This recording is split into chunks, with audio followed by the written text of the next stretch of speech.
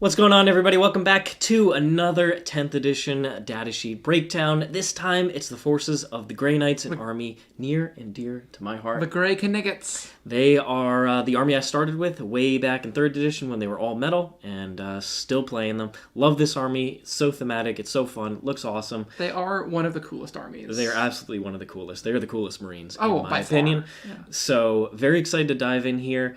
And if you like this type of content, please give us a like, leave us a comment, subscribe to the channel, and tell your friends about us.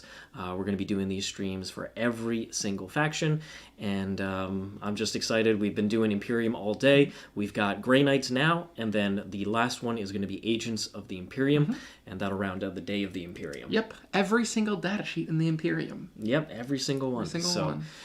Whew, it's been a marathon, but like I said, super excited about this one. If you want to see extra content, check out the description below, thewarroom.vhx.tv. That is where we have all of our advanced level content. So right now we're doing combo videos, top 3 combos for every single faction.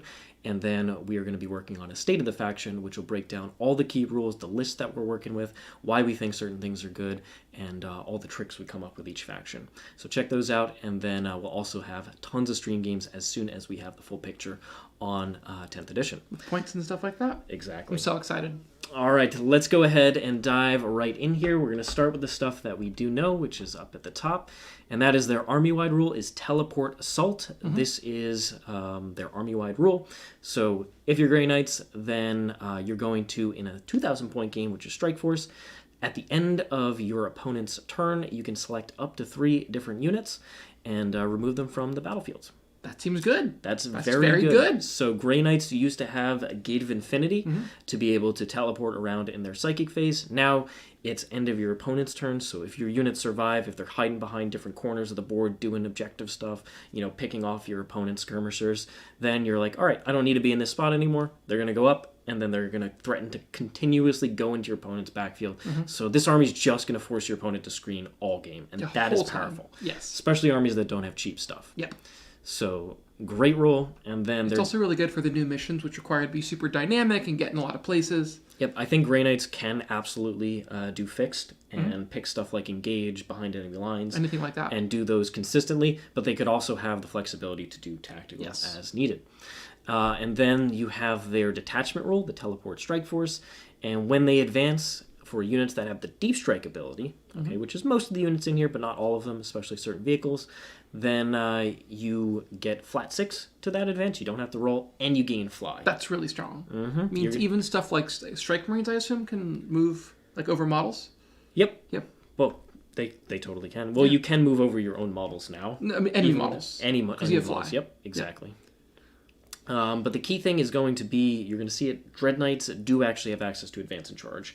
This is probably, that's the single strongest combination with this. But just ensuring you get on an objective, making sure that you can contest things and get to spaces you need to be, very strong here. And then there's a combination with a strat that gains you Assault as a keyword. All right. So we'll get into those. All right, stratagems. Grey Knights have some amazing stratagems, all right? Some of them are going to take a while to get used to because they are tricksy. All right, first one is one of the 2 CP strats. Grey Knights, I think, are one of the few factions that have multiple 2 CP strats. Them and Guard are the ones that I've seen. But they are strong, so CP discipline's definitely going to be important for this one. Radiant Strike is in your fight phase. You pick one of your Grey Knight Psyker units, and any psychic weapons they have are gain devastating wounds. That's so strong. And you're going to see most of them are damage 2, so on 6s to wound, just 2 mortals. That's really good. So you can pump out a volume of attacks, quite a bit of mortals, as needed, when something big really needs to go down. Prognostication... I'm just going to lower this a little bit for when the data sheets come up. But Prognosticated Arrival, this one is in your movement phase, only 1 CP. You pick a Grey Knight Psyker unit from your army, arriving using Deep Strike, so they natively started in there, or Teleport Assault, meaning they go back into reserve with that rule and then are waiting to come down. Your unit can be set up anywhere on the battlefield more than 3 horizontally from all enemy models. That's so really effectively strong. Can come down 3.1 inches away. You can't charge, but Grey Knights, they can shoot. And guess what? There's some really nasty combos in this book. In particular, Purifiers with Crowe can do an obscene amount of damage to infantry units coming this close. Yep. And then also, Incinerators are back on the menu. You probably don't have them modeled because they have been absolute garbage tier for 2 editions in a row. They are finally back to being really good, especially the combination of coming in close with Prognosticated Arrival and then overwatching on your opponent's turn. Very strong combination. This is a great strat. So this is awesome for also trying to pick up lone operatives or late game when your opponent's screening game is super bad. You can steal objectives with this. You can get in nooks and crannies. This strat is amazing. They could have left it as just units coming in from Deep Strike, which would have been your first turns 2 or 3, or if you buy the one upgrade, turn 1. But they made it so Teleport Assault works on this, which means just basically all your units can possibly use this, and you can use it throughout the entire game. So strong. Death from the Warp. This one is in your movement phase, and I had just mentioned it briefly. 1 Grey Knight Psyker from your unit, from your army that advanced, or arrived using Deep Strike or Teleport Assault. They get, with their ranged weapons, Assault. And +1 to hit. And +1 to hit. That's really good. So this means, you can go ahead and advance your Strike Marine unit. It goes ahead and now moves 12 inches with Fly. You still get to shoot, and you're at +1 to hit. Which is Grey Knights seem super mobile now. They are very mobile. And they're going to be a tricky army to deal with. You're going to have the proper tools. If you're just, I'm going to ball up my army and kind of be in the center, the Grey Knights are going to be everywhere else. Yep. Haloed in Soulfire. So this one is the other 2 CP strat, and guess what? It is incredibly powerful. It's in your movement phase. You pick 1 Grey Knights unit from your army using Deep Strike or Teleport Assault, so pretty much all the important stuff. Yep. Till the start of your next movement phase, your unit cannot be targeted by ranged attacks unless they're within 12. So effectively, you make a unit lone operative. That's very strong. Incredibly strong. So there's going to be a lot of combos in here. Some of the very powerful enhancements mean you can go into areas, or the Prognosticated Arrival mean you can clear away a flank, and then all of a sudden your opponent's like, darn, I got to get back over there. So they walk over, they're able to get line of sight. But you're going to have this strat procced, and they're not going to have the speed to get over it within 12. You can pre-measure this really easily, too. Yep. Yeah. This is going to be a very strong strat on things like Terminators, Paladins, that your opponent has to bring their big guns to bear, but just cannot get them within 12. They have to, so your movement phase, because this lasts in your movement phase, it doesn't say until the end of the shooting phase. It says until the end of the phase. So it's a typo. I'm assuming it's actually supposed to work. I assume until your next, I don't know, whatever. You're supposed to use the strat. The strat's supposed to do something. Exactly. It should be end of your shooting phase. Yeah. Miss of Deimos. This strat is bananas. 1 CP, your opponent's movement phase, so once again, some janky stuff that could be going on. Just after an enemy unit ends a normal move, advance or fall back. So pretty much all of them besides remaining stationary. 1 Grey Knight Psyker unit from your army within 9 of that enemy unit. Your unit can make a normal move of up to 6. Or, even more powerful than that, if you have the Deep Strike ability, which guess what a lot of this army has, you can go into Strategic Reserves. That's crazy. So you don't go back into Teleport Assault or Deep Strike, you go into Strategic Reserves, so there's some restrictions on where you can come in, but it means you can hit somebody hard, not be in engagement range, because that's the one restriction, you can't be within it, and your opponent's like, oh god, I gotta touch this center objective, or I gotta move my unit, I have to fall back my unit from this combat where it's trapped. Well, Miss Deimos, I'm out of there. Yep, and I'm not going to worry about it. So a lot of jank in this book. This is the jank tank of armies. 100%. In my opinion, there's a lot of crazy stuff. And they still have one other strat, which is effectively Armor of Contempt. 1 CP when you're targeted in your opponent's shooting or fight phases. Pick any Grey Knights unit. This isn't restricted to Psychers, which is nice, so you can do it on the vehicles. -1 to incoming AP. Very strong. Grey Knights have army-wide 2-up save pretty much, besides a couple of the vehicles. But all the relevant units are 2-up save. This is very strong. Especially when you combine it with the way cover works now. And it's just Grey Knight units. You can use it on your Land Raider. You can use it on whatever you want. So those 2-up save units can effectively have a 0-up save. They can indeed. So Grey Knights, also durable, janky, very interesting. Enhancements. They got some interesting ones here. Burst to the Fray. You give it to a Grey Knights model who has Deep Strike, so one of the generic characters. Bear's unit must start the battle in reserves, but neither it nor any transport it's embarked in counts against your limit of amount of things you can place in reserves, the amount of points. And on top of that, when they can be set up using Deep Strike in turn 1, turn 2, turn 3. And guess what? You could use Rapid Ingress with this to come in your opponent's... Turn 1? Yep, turn 1. Whoa, that So come seems down, good. your opponent goes first. You're like, okay, cool. You do your movement, and then they can't see behind a particular ruin in the middle of the table. Bam, Terminator unit comes in right behind the ruin. Your opponent's already there. They're like, oh god, I made a terrible error. And then you move out on your turn, flame away some stuff, charge in, and just start wreaking havoc. You kill the unit, and then your opponent's like, boy, I got to get my combat units to try and deal with this. Miss a Demos. Get wrecked.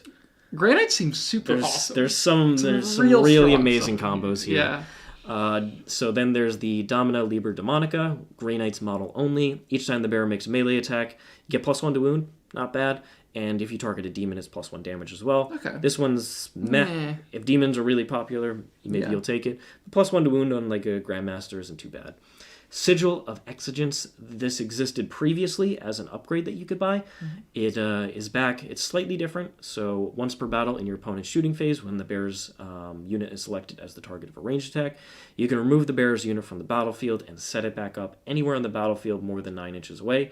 And if they're not an eligible target anymore, then your opponent can retarget.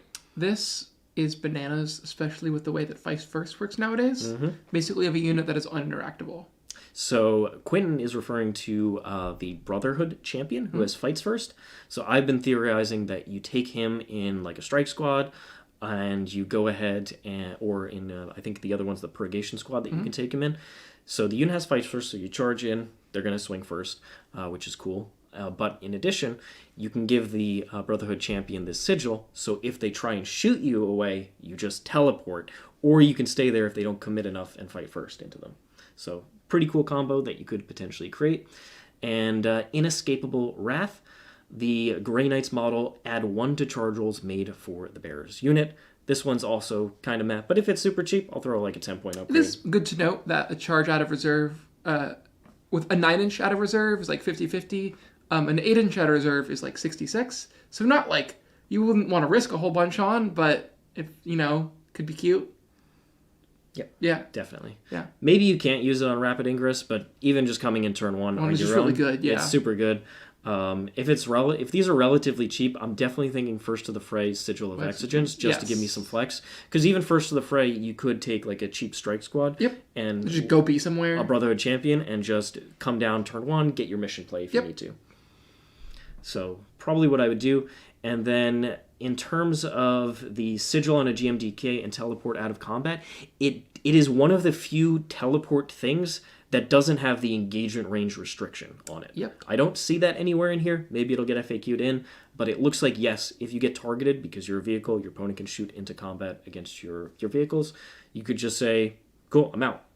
So I do think that works, at least as written. All right, here we go. We've got Mr. Draigo. Kaldor Draigo. Reduce the size a little bit. The Warp Wanderer himself. All right, so he has a bunch of different things. So Scourging is his psychic weapon now. Anti-Demon 2+, ignores cover, and Psychic. It's 18-inch range, 3 shots, hits on 2, strain 6, AP 2, 2 damage. Not bad. That's cool. Yeah. A little bit extra damage. He's got his Stormbolter, but it's not a special one anymore. And then the Titan Sword is Anti-Demon 2+, Psychic. 6 attacks, hits on 2, strength 8, AP4, flat 3. He does still slap. AP4, flat 3 is still pretty rare, so that's solid. He's T5, 2-up save, and 7 wounds, so quite durable, and 6+ on his leadership. Deep Strike and Leader. When he's leading a unit, models have a 4-up Feel No Pain against mortal wounds. That's really good. His ability is going to hinge on whether mortal wound spam type armies become prevalent in the meta. If they do, and you want to take Terminators, I think that ability alone can keep you alive. Especially things that have anti-infantry devastating wounds. Yes. Then this ability is quite strong. And then his other ability is once per battle, when the model's unit declares a charge in the same turn it was set up as reinforcements using Deep Strike, so not Teleport Assault unfortunately, +3 to the charge roll. So you come in, 6-inch charge. I really like this guy. Doesn't have a 3-up invuln anymore. Which has is a 4-up, but still quite solid defensively. He must be your warlord, and he can join any Terminator or Paladin squad. So as you would expect. Okay. We've got Grand Master Voldus here. Similar stats, 1 less wound, but gains that T5. All these Terminators are T5 now, which is great. His hammer hits pretty hard, 5 attacks at strength 10, AP 2, 3 damage. And his unique rule is Sanctuary. When he's leading a unit, -1 to hit that unit. So that's shooting and combat. And as you'll see, Paladins also have a way to get -1 to wound. So you could have a pretty durable Paladin unit with Voldus hanging out here. His other psychic ability is when his unit's selected to fight, you pick one enemy unit in engaged range and roll a d6, adding 2 to the result if it has Demon. 4 to 5 is d3 mortals, and on a 6, it's flat 3 plus d3. It's a little bit of splash mortals. Yeah. It's okay. It's fine. I think I like him less than I like Draigo. Yeah. Probably 4-up Feel No Pain is a very strong ability to have on your elite models, so you don't just get mortaled off the board. But -1 to hit isn't bad either. No. Maybe like a defensive Terminator, like 5 men just sitting in your backfield. You're just like, okay, indirect's a problem. I'm going to be extra -1 to hit, and also with Paladins, -1 to wound. Just make it hard for them to do anything. And then he can also join Terminator Squad Paladins.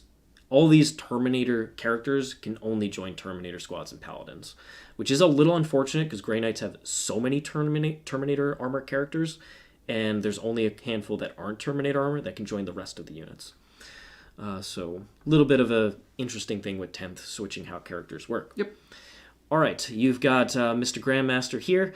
I think the Grandmaster is quite strong, and you're going to see why in just a second. But here, the Incinerator comes up for the first time. I think it's a great weapon. It's very good anti-infantry, but on top of that, it's awesome on Overwatch. Yes. So 12-inch range, D6, strength 6, very nice. AP 1, ignores cover. So you're going to toughness 3 infantry on 2s, Marines on 3s, ignores cover, and AP 1 stack very well. Yep. That's a very good flamer. It's a very good flamer. The Silencer is getting sustained hits 1, 24-inch range, 6 shots, hits on 2s because he's Grandmaster, but strength 5, no AP 1 damage. It's just volume of fire, no AP. I'd honestly rather the flamer. I agree. Even though it's more shots, the extra strength, extra AP matter a lot, and then the power to hit on Overwatch automatically. The Overwatches. Yep. Yeah. Psy Cannon is strength 8, AP 1, 2 damage, but 3 shots. Okay profile. If this was AP 2, I would like it a lot more. AP 1 without ignore cover is just not. It's going to be on the struggle bus, Yeah. honestly, in my opinion. And yes, all the Nemesis weapons, including the hammer, have all become a single profile of strength 6, AP 2, 2 damage that you're going to see throughout this book. Heirloom weapons. The hammer really should still exist. Yeah, I agree. The hammer should exist. It is a key part of Grey Knights. The Nemesis Demon Hammer is iconic. They should not have taken that away, and it should have been the potential anti-tank option between the two choices. I'm okay with them combining the other weapons, but the hammer should have stayed. Yes.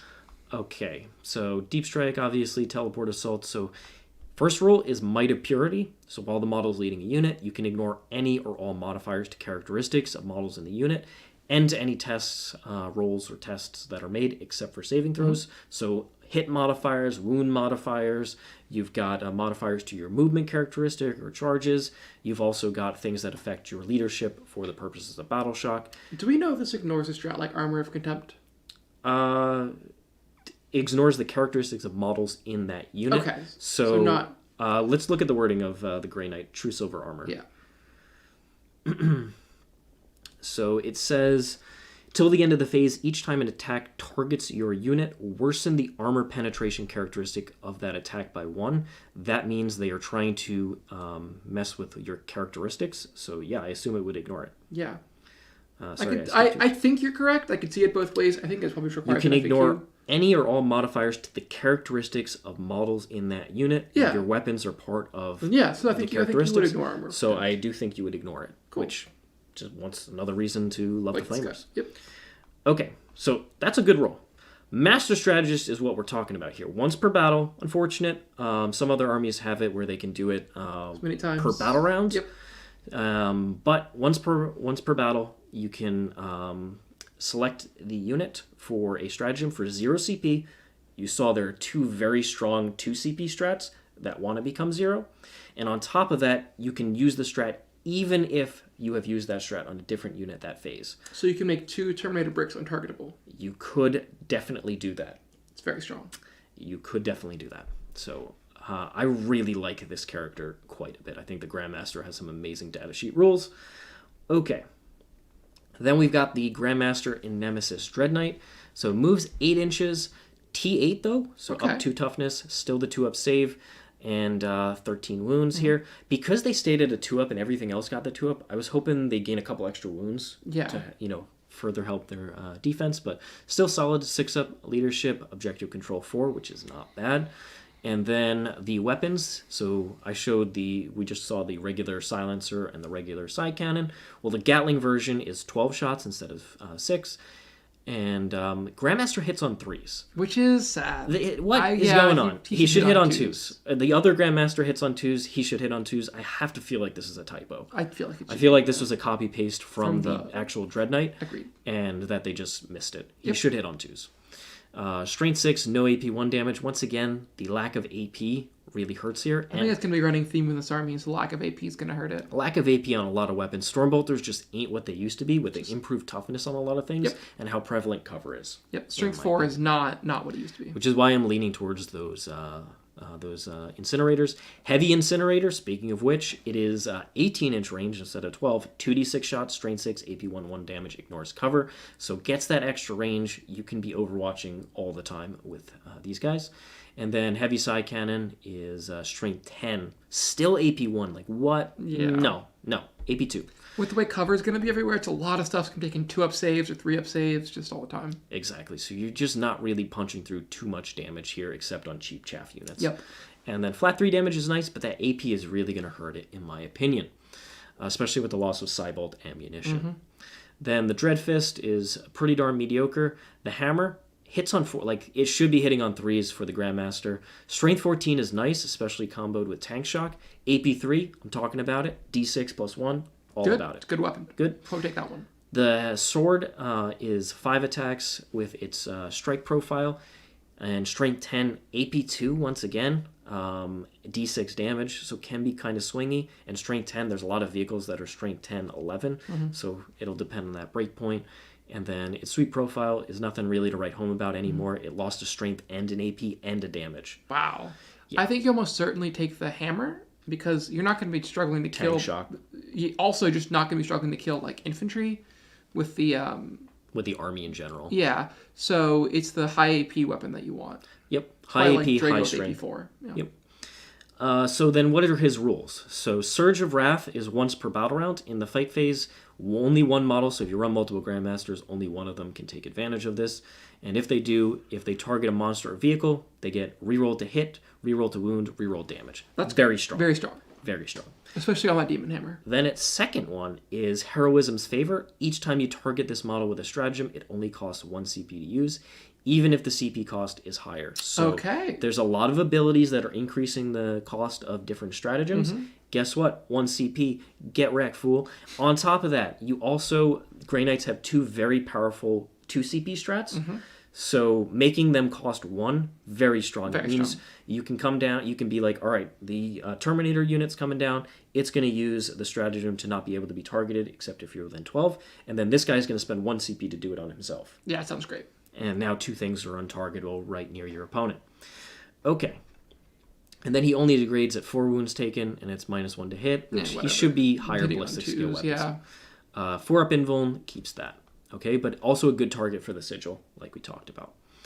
Then moving on to Castellan Crowe. He moves the 6. only true scale Marine in the line? Yep, T4, 2-up save. Everything has 2-up save, 5 wounds. So lost a wound. But Purifying Flame is anti-infantry 2+, ignores cover and psychic. And 3 attacks, but his rule is when he's leading a unit, +1 to Purifying Flame. So he would be 4. BS2, Strength 4, AP 1 damage, but it does ignore cover and it's anti-infantry 2+. So AP 1 ignores cover is basically AP 2. With anti-infantry 2+, you're going to put a lot of saves on your opponent. And then he has the ability to, once per turn, when the first time he fails a saving throw, change it to 0. So he's not that easy to snipe out, especially with a 2-up and possible true silver armor. And then the Black Bait of Antwer is Devastating Wounds, precision, but not anti-anything.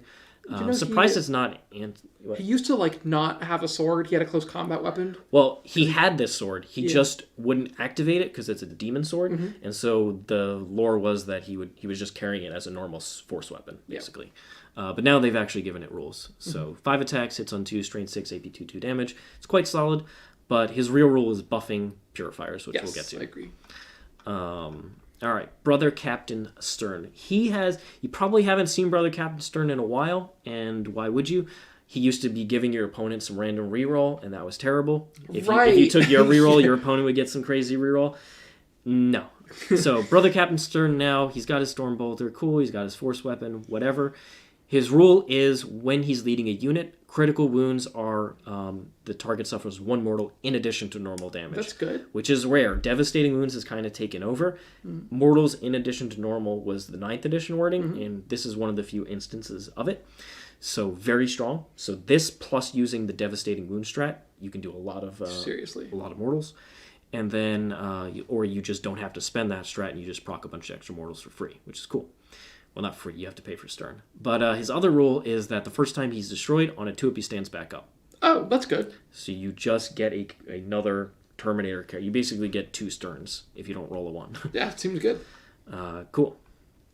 And once again, can join Terminators or Paladins. Brother Captain. So this guy is the kind of lieutenant version of the Grandmaster. He has the same kind of weapon options. That's fine. Empiric Amplification. While he's leading unit, they get sustained hits 1. That's good. So this can, if you want to run psi cannons or silencers on a unit, how you do it? This is how you would do it. And also just the sheer amount of combat attacks you could get on there. And then this model rerolls wound rolls with its psychic weapon, which is okay. This guy should be the cheaper option, so it really depends on points. And Terminators, Paladins. This is where you have that overload of characters that can only go in 2 units. Yeah. And those 2 units definitely aren't going to be super cheap, so nope. You're not running too many characters. You're very limited in what characters you can take, especially. Yep. Brotherhood Champion, I already mentioned this guy, but fights first, and when he's leading the unit, the models in that unit have fights first. He can go in strike squads and purgation squads. So if you want to do combat damage, it's really for the fact that you're going to take a strike squad, so they all have the combat weapons pretty much, and it's very hard to charge them. And if you give him the sigil, if they shoot the unit, you just go back behind terrain and then pop out the next Yeah, this guy's crazy. Yep, it's pretty He cool. also has precision, and against characters, he rolls hits in once. Yep, so he's not bad for trying to snipe out an enemy character not when at you all. charge in. Okay. Brotherhood Librarian. So very different role. He used to just spam mortals all over you'd spend all your CP on him, spam mortals. What a jerk. So he's got his combi weapon. Purge Soul is 24-inch range, 1 shot. And if it's the overcharge profile, it's precision. Hits on 3, strength 6, AP 2, 3 damage. So kind of meh, honestly. I would never... This is the first one that I wouldn't overcharge. Yeah, you get precision out of it. Okay. Awesome. Cool. Yeah. When this model is leading, it's not anti or like... Yeah, it's just not. Yeah, it's no. not it. When this model is leading a unit, models get the 4-up Feel No Pain against psychic attacks, not mortal wounds like Draigo, psychic attacks. And then in your shooting phase, Vortex of Doom is now you select 1 enemy unit, not the closest one, within 18 invisible to the Psyker, and roll a d6. On a 1, the Psyker's unit takes d6 mortals. So D6? d6. Oh, boy. d6. On a 2 to 5, the enemy unit suffers 2d3 mortals, and then on a 6, 2d6 mortals. Well, that's a lot of mortals. It is a lot of mortals. It's really going to come down to the points on him. If he's Yeah. cheap, you might see a couple of these guys just Like spam solo? some mortals out. Yeah. But probably not, honestly. No. Also, I don't really want to roll that 1. No. As much as I want to roll the 6, I don't want to roll the 1. Cool. So that's the Brotherhood Librarian. Then you got the Brotherhood Techmarine. So this guy he's got his random weapons. In your command phase, you select a Grey Knight vehicle within 6, and they get +1 to hit. So you can go ahead and use this on things like the Dreadknights. It actually matters now on the Grandmaster, hilariously, but I really think he should just be edited. Then Omnisci's Blessing is in your command phase. You pick one of those vehicles within 3, and you heal up to D3, so it's the way to heal your Dreadknights. And finally, when the model's within 3 of any Grey Knight vehicles, it gets Lone Operative. Yep. Okay. If he can join Servitors or a Strike Squad, and the Servitors can join a unit that has him. Okay. As like Ablative Wounds. Okay. Brotherhood Chaplain. So this guy's the one who has the best leadership 5+, which is quite good overall in the context of the game. And his ability is when you're for his unit, when he's leading a unit in melee, +1 to wound. That's good. So he's a Space Marine Chaplain. A lot of these weapons are strength 6, so they're not great against like the really high toughness vehicles that you're seeing in the game. +1 to wound is pretty essential to be able to combat them effectively. And he doesn't have the leader keyword here, but he can join the Terminator and Paladin Squad. So once again, he's supposed to there's just some typos in here, but a lot of typos. Yeah, I assume he can lead. Cool. And then his other thing is that while an enemy is within 6, -1 to battle shock and leadership tests. Yeah, his other ability is really why you would take him. Yeah, and leadership 5+. Okay, so here's what most of these characters can join. Is the Brotherhood Terminators. They're OC2, but you can take the Ancient's banner. Ancient's no longer a separate character. It's just an upgrade. And +1 to OC. So they go to 3 OC each. Okay. They have the same Terminator upgrades, T5, 4-up invuln. And their unique ability is when they make a charge move, they gain lethal hits. Which is quite nice. Lethal hits plus the Chaplain ability means you can actually put quite a bit of damage onto an opponent. And they also get the Narthesium, so the Apothecary, who I loved and who I have modeled all over the place. And he is now a character upgrade as well. Okay. And you can return 1 destroyed model to the bearer's unit. Okay. So, once again, not bad. It's nice.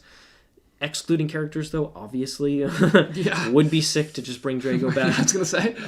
But you cannot do that. How many... Okay, so every it's 5 you get 1 dude. You get 1 special weapon, and then 1 Terminator, regardless of size, can be the Ancient, 1 can be the Apothecary, effectively. But pretty solid unit over here. We'll have to see how many points they are. Strike Squad, once again, it got that glow up that these infantry models got, which is 2-up save. Yep. Very strong with 2 silver armor and cover.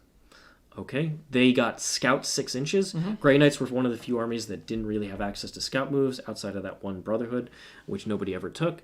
So Scout move 6 inches is really nice. If they're in the Rhino gets Scout. That is good. Very cool. Then Sanctifying Ritual is its other ability, and it's great. It is sticky objectives. That's awesome. So because the Grey Knights are a very mobile army with Teleport Assault, being able to sticky your home objective and then go back into reserves, hit a different objective, sticky that, go back. It's very strong. It means they don't have to sit on objectives the entire game. I really quite like at least 2 of these squads. Just sticky your side of the board. Yeah, they seem great. And go from there. Okay. Oh, sorry. Yep. The other thing to mention, which Chad is mentioning right now, is that the Brotherhood Terminators are battle line. Ooh. The basic Terminators, and then the Strike Squads are the battle line. Okay. So this is going to matter for our next video, which is going to be Agents of the Imperium. And spoiler alert, the Inquisition models are really good. They're quite good. They're quite good, and most of those Inquisitors can join battle line units. Yes. All right. So Grey Knights actually have 2 very solid battle line units. Better than average, in my opinion. Okay, moving on. Paladins, they're not battle line, of course. But same thing, T5 for a invuln, still 3 wounds, but Inner Fortitude is if they're targeted by an attack in which the strength is greater than their toughness, -1 to wound. Okay, this is a really common ability I've seen on Terminator equivalents, yeah. With Voldus, you can have -1 to hit and then a potential -1 to wound. That is good. Can you bring these guys back? No. Oh, that's If you could, I would be in love with them, but I really like what the Terminator Squad offers. Paladins get this access to potential -1 to wounds.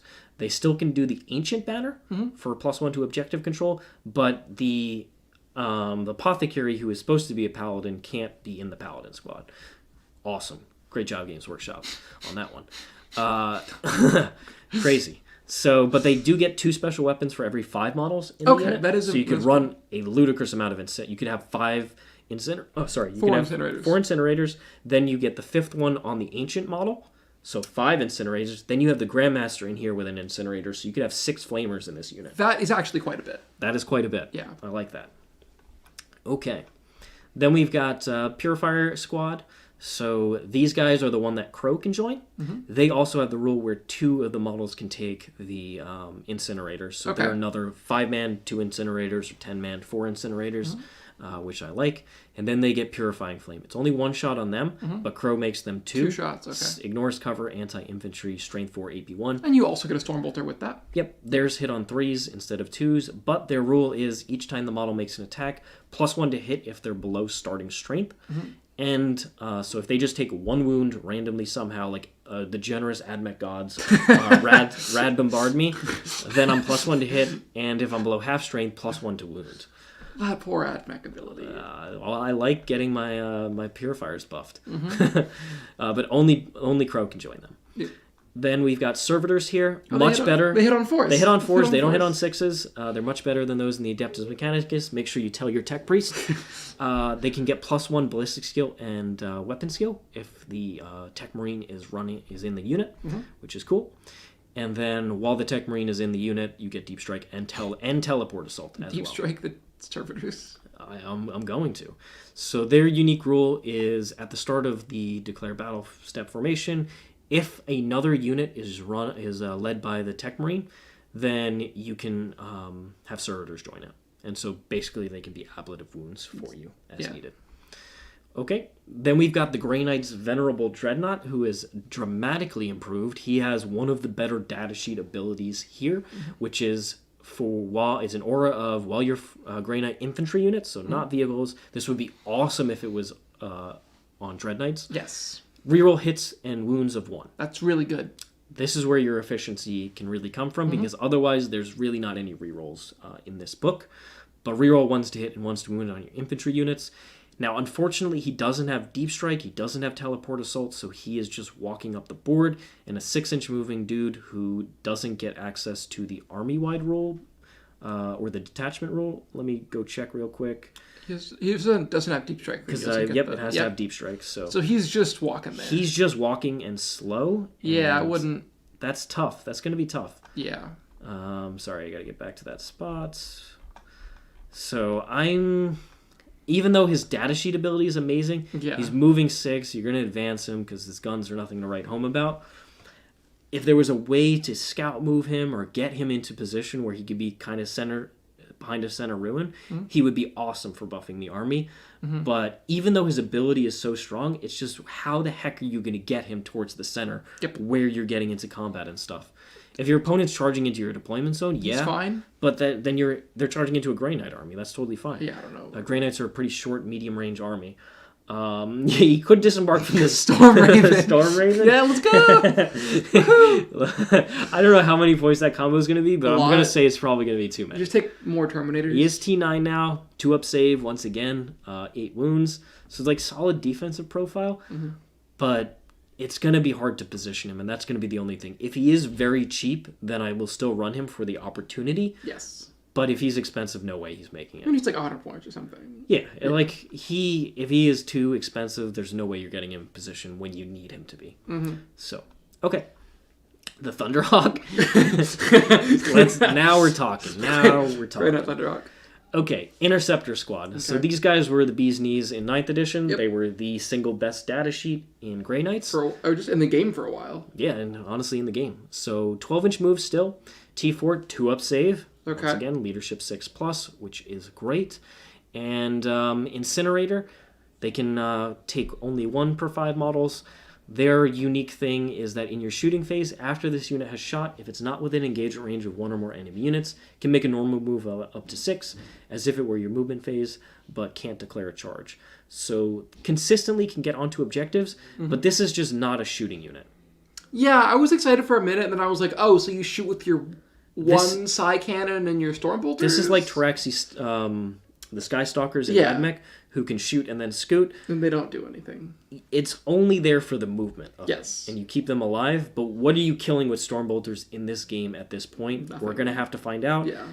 Unless Cultist Spam is a thing, it's just really not going to be seen. So their datasheet rule is really a letdown here. Their speed is great, their durability is even improved, but this rule is all about movement. You get onto objectives more easily, but they're OC1. There's no way to improve that. So honestly, I'm a little disappointed in the Interceptor datasheet. I agree. Compared to some of the other things that the other datasheets do uniquely, especially considering the fact that you can come down 3.1 away and you can go back into reserve. The speed of them across the table isn't quite as essential as it was in 9th edition, in my opinion. Agreed. But they're still, if they're cheap, they're still good. Yep. Okay. The Purgation Squad. They were previewed in the Grey Knights faction breakdown. So once again, that 2-up save, very nice on them. Astral Aim is back to being actually good. It's no longer a meme that was in 9th edition. It's awesome. In your shooting phase, you gain indirect fire on your weapons, as long as the target is visible to one other Grey Knights unit. Look at that. Fair Psyker indirect. unit. Which means, yeah, exactly. You have to have a spotter unit, and Grey Knights have the ability to get units in position to do so. The 3-inch deep strike, especially. Exactly. So I quite like the incinerators for extra flame, but honestly, if I'm running incinerators in a lot of the other squads, I probably have enough flame coverage. In that case, I'm looking at something like the Psy Cannon to try and just plink through some damage. Now, you don't ignore cover on this, and that's going to be a big miss. Yeah, that's... So... Yes, you're going to take that -1 to hit. You could use the strat to get +1 to hit, to counteract the -1 to hit, but then they're still hitting on 3s. There's no real rerolls outside of that Venerable Dread. And is it going to be in position where you're hitting your opponent in their backfield in 24 inches? Maybe, maybe not. But if you build around the long-range Purgation weapons and the Dreadnought, maybe that could work. Yeah. But once again, AP1 doesn't ignore cover. Yeah, it's just not... That's just not it. It's just not it. What I like is on your opponent's turn, one unit is kind of like in their area, in their kind of deployment area, and able to see a lot of their units. And then you have a Purgation Squad like on an objective behind the terrain feature. So they come up, and then you're like, okay, oh, it's only in your shooting phase. Yeah. Never mind. I was going to do Overwatch tricks. You can't. Sad. But honestly, as cool as Astral Aim is for indirect fire being an amazing ability, it's going to depend on how many cheap units are sitting in the backfield. What we're seeing right now, we just went through Sisters, is a lot of the stuff that's going to sit in the backfield is actually a T10 vehicle. Yep. It's just, and that does nothing to it. This is not going to do anything. Nope. It doesn't matter that I have indirect fire. You're going to hit on 4s and wound on 5s, no matter how if they're putting 4 Servitors on an objective, 100% indirect fire is great. Yep. But I think this is going to be quite meta-dependent, personally. I agree. As cool as this data sheet ability is, and we'll obviously have to see the points on this, I'm not immediately like 3 Purgation Squads 100% every day, all day, every day. These weapons just aren't that great. No. I like the Incinerator, but the other 2 are going to struggle against a lot of profiles in the game, especially the ones that Grey Knight's weapons aren't particularly good at in general. All right, and then we got the Nemesis Dreadknight. So this is the regular one. I already said that it synergizes with the Teleport Assault Detachment Rule amazingly well, because guess what? Empiric Reprisal, model is able to shoot and declare a charge when it advances or falls back. That is awesome. Very good rule. That's amazing. It's the best data sheet rule on here, I think, 100%. in my opinion. 4-up invuln, T8 as well, 2-up save, 13 wounds, 4 objective control, which is quite solid. It has the same exact weapon problems as the Grandmaster, where none of this stuff is terribly impactful. I think it's going to be relatively inconsistent. This is where the Venerable Dreadnought, if it was just Grey Knight units, it would be used, because it would be used on these Dreadknights. Since they kind of want to plink away at longer range. But honestly, without rerolls, with no ignores cover outside of the Heavy Incinerator, which is the one that I really quite like, their damage is going to be quite a bit less than it was. It's going to be that same point where Armor for Contempt was prevalent in 9th edition. When that happened, Grey Knight shooting basically completely fell out of the meta for a more combat-oriented army. And I think something similar is going to happen. Even though its data sheet rule is amazing, maybe you don't spam these guys unless they're super cheap, simply because they don't actually do that much damage. They really don't, like surprisingly little. Yeah. So I love the synergy of being able to get onto a distant objective. You go ahead, move 14 inches with the flat 6 advance, gain the fly keyword, and then all of a sudden you make a charge move, get onto an objective, kill a couple models for OC, you control it, and then be relatively durable in return. But outside of that, I don't think spamming these guys for damage is really going to cut the mustard against a lot of these armies that we're seeing. That's my personal opinion. Could be different, but we'll see. We've got Fence the Penguin with a $5 super chat. Thank you so much, Fence. Really liking Grey Knights, but how many Psy Cannons to kill a tank? A tanking cover is just going to tank almost all your damage. Impressively, like you do like no damage. Yep. Have we heard Quinton's fact of the day? We have not. The Thanks so much. Fun fact for Grey Knights is that the movie The Exorcist, which I believe was 1973, was so plagued with cost overruns and like budget and time delays that many people believe the movie was cursed. Was it cursed, Quinton? I have no idea. In your medical opinion. I don't think so. As a doctor of Warhammer. I don't think so. You don't think so? I don't think so. Okay. I believe that it was just a cool movie and they were trying to do a lot of cool things with it. Yeah. All right, so that's the Dreadnought. Like I said, great datasheet rule. I think the damage is going to be a little less consistent than Grey Knights want, but we'll have to see points. If this is dramatically cheaper, even though it got some bit of a glow up, then I would actually like it. Grey Knight's Land Raider. So Land Raiders are one of those things that this does not benefit from Teleport Assault, which obviously, and it's not a Psyker, but you can disembark after the model makes a normal move and still declare a charge. I really like Land which is Raiders. cool.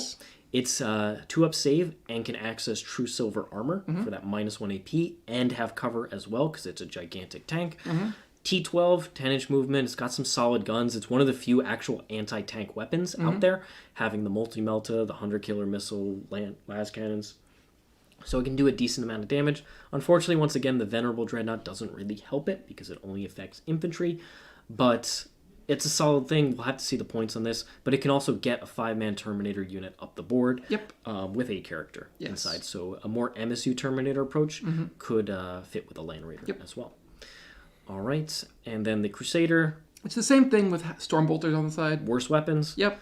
And then the Redeemer is the one that stands out. I really, really like the Redeemer. Overwatch once again. So Flamestorm Cannon. Go ahead and tell us about it, Quinton. Yeah. So it's it's D6 plus 3. You have 2 of these. So it's 2d6 plus 6 shots.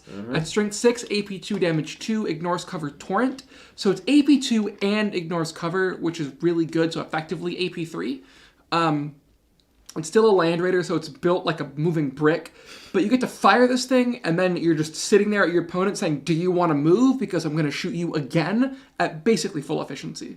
Yep. So in your turn, what happens if you're saying, they say Marines? You walk forward, you split, you roast 2 Marine squads, and then in your opponent's turn, you're like, well, I'm going to roast a third.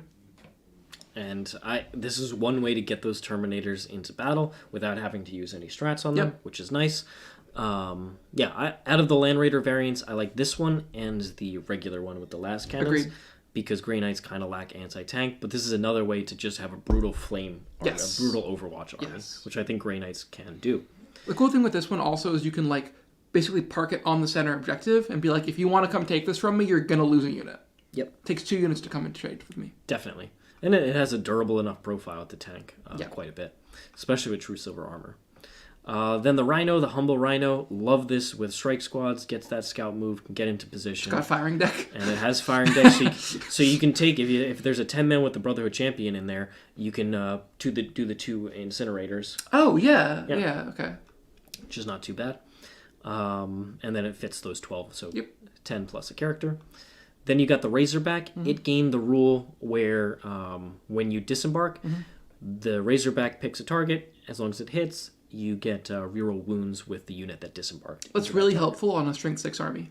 It definitely is. It definitely is. Really quite like, a 5-man just popping out. Maybe the Purifiers with their double 2 incinerators could pop out of here and get those. And then you also get like a las cannon or something. Yep.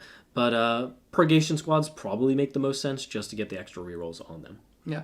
It should be important to know that none of these vehicles have either Deep Strike or the Teleport Assault, so they don't get to do any of that shenanigans. They're just driving at you. Yep, they're just driving at you. And it's solid enough profiles. I expect these to be relatively cheap, so you'll probably see a couple of them.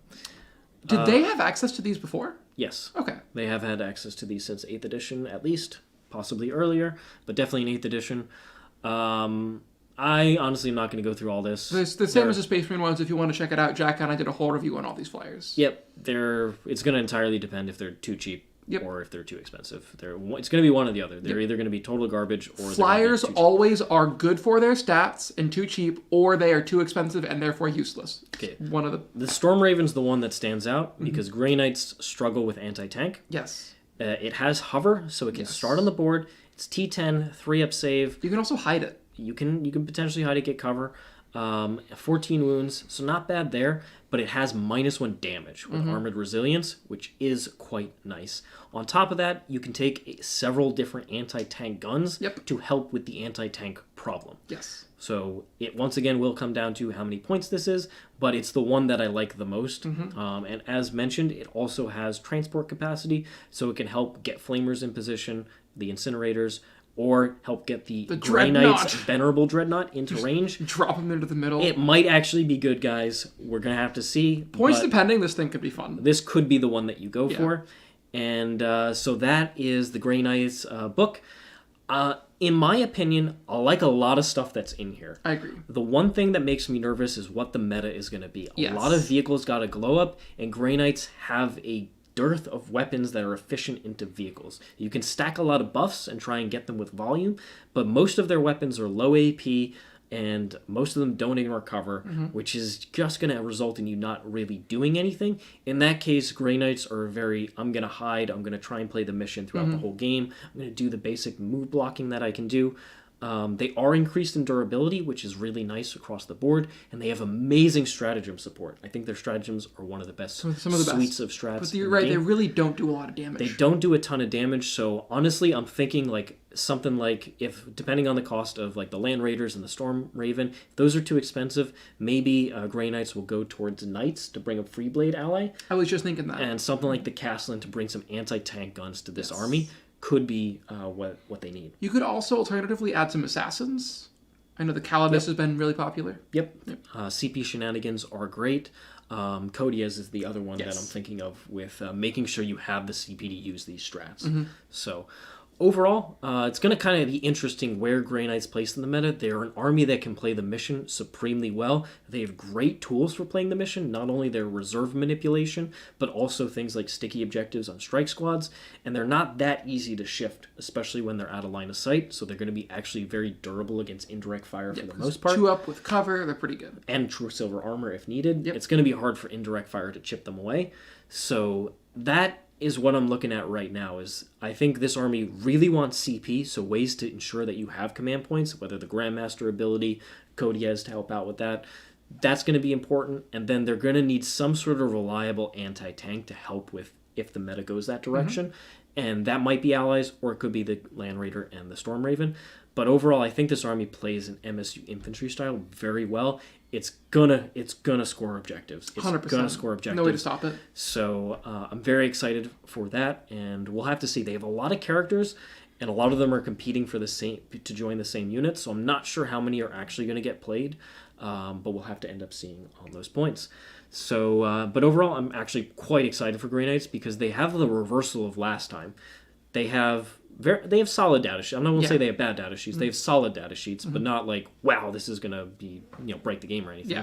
They have solid data sheets, but their unique army rules, particularly their stratagems, are so vastly better than 9th edition that it's insane. Yes. So I'm very excited for the synergies that are going to come from that. All right, $5 super chat from Mr. Eddie Sanchez. Thank you so much. Hey y'all, just to clarify, do you think First to the Fray as written would allow you to deep strike the transport? It hints at that. I'm going to assume yeah, but obviously they don't have deep strike. So it must be that the unit, if it has deep strike, gives it to the transport, just like scouts is given to the transport, is what I'm going to assume. Probably requires an FAQ though. There's a lot of stuff, as we've seen, that needs to be rewritten, like the chaplain not having a leader. But he's supposed to go in Terminators. Yeah, I'm assuming he has it, right? Like it says that he can join them. It just he doesn't have the rule. Like you'll notice half the rhinos in the game have firing deck and half the rhinos don't. I assume they all should be the same. Like who knows? And the cool thing is with Deathwatch, they've shown that they're willing to just go right back into the document and change it directly. Which I'm in the so document. excited about. It's one of the best parts of digital rules. That if they keep that consistently, this is going to be the best edition ever. So really hoping for that. And on top of that, it just means that any of these typos I expect to be solved pretty quickly. Agreed. And hopefully the Grandmaster, once again, hit on twos. He should hit on. Like, I hope my Wolfen go back to all the other Grandmasters hit on twos. Like, yeah. So overall, like I said, excited about us. Let us know what you think in the comments below. What do you think of our analysis? Which units are you most excited for? And hopefully you're going to join us in just a little bit for the Agents of the Imperium breakdown, which won't be quite as long as these other ones because obviously it's less data sheets. But there are some really good data sheets really in there. Data sheets. Really good ones that you're going to want to be thinking about. So tune in for that because it's going to be relevant for Grey Knights, I think. All right. Thanks so much, everybody. Really enjoyed you hanging out with us, and hope you enjoyed the content. And we'll see you very soon for Agents of the Imperium. So long for now.